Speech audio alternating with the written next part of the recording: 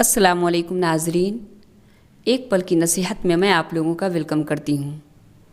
ناظرین، ماں باپ کو اپنے مال کا حقدار سمجھیے، مالک سمجھیے اور ان پر دل کھول کر خرچ کیجیے، تنگی محسوس نہ کیجیے۔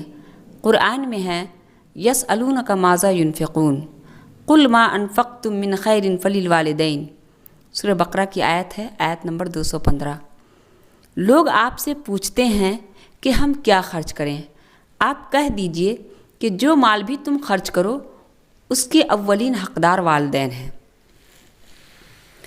ایک بار نبی صلی اللہ علیہ وسلم کے پاس ایک آدمی آیا اور اپنے باپ کی شکایت کرنے لگا کہ وہ جب چاہتے ہیں میرا مال لے لیتے ہیں۔ نبی صلی اللہ علیہ وسلم نے اس آدمی کے باپ کو بلوایا۔ لاٹھی ٹیکتا ہوا ایک بوڑھا کمزور شخص حاضر ہوا۔ آپ صلی اللہ علیہ وسلم نے اس بوڑھے شخص سے تحقیق فرمائی تو اس نے کہنا شروع کیا، اے اللہ کے رسول، ایک زمانہ تھا جب یہ کمزور تھا اور بے بس تھا اور مجھ میں طاقت تھی، میں مالدار تھا۔ یہ خالی ہاتھ تھا، میں نے کبھی اس کو اپنی چیز لینے سے نہیں روکا۔ آج میں کمزور ہوں اور یہ تندرست و قوی ہے، میں خالی ہاتھ ہوں اور یہ مالدار ہے، اب یہ اپنا مال مجھ سے بچا بچا کے رکھتا ہے۔